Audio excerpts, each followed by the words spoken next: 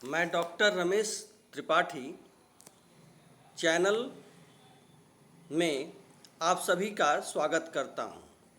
इस सत्र में मैं प्रसिद्ध कवि श्री कुंवर नारायण विरचित कविता के बहाने की व्याख्या करने का प्रयास करूंगा।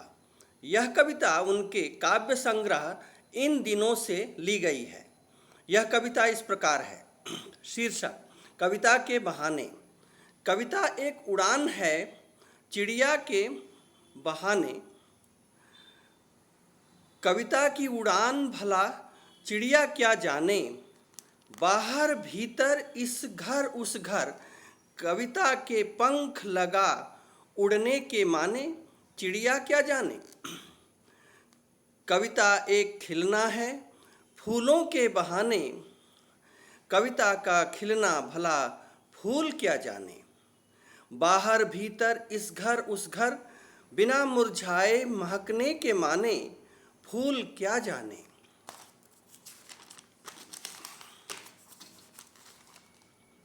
कविता एक खेल है बच्चों के बहाने, बाहर भीतर यह घर वह घर, सब घर एक कर देने के माने, बच्चा ही जाने। इस कविता में कवि ने प्रकृति के विभिन्न उपादानों जैसे पक्षी गणों, फूलों एवं नन्हे बच्चों के माध्यम से कविता की चतुर्दिक यात्रा के विस्तार का वर्णन करना चाहा है। कवि कहते हैं कि कविता तो एक उड़ान है, एक यात्रा है, अन्यथा किसी कविता में उल्लिखित पक्षीगण भला कविता के सौंदर्य, उसके विस्तार, उसके द्वारा प्रकाशित प्रकाश को भला कहाँ और कब समझ पाते हैं। कविता पंख लगाकर चतुर्दिक यहाँ वहाँ प्रत्येक घरों में अपना प्रकाश विस्तरित करती रहती है। क्या कोई पक्षी इस बात को समझता है, समझ पाता है? कदापि नहीं।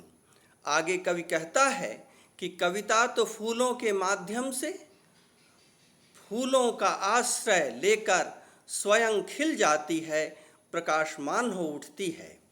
कविता का खिलना, विस्तरित होना कोई पुष्प भला किस प्रकार समझ सकता है, अर्थात कभी नहीं समझ सकता है।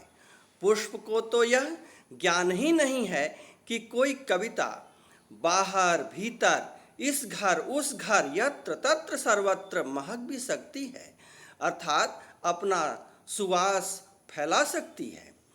फूल के पास यह समझ पाने की क्षमता ही नहीं है। लेखक के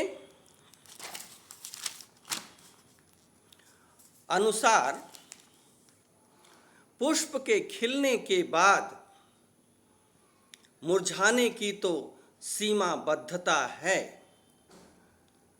किसी बच्चे के खेलते समय घरों की सीमाबद्धता नहीं रह जाती।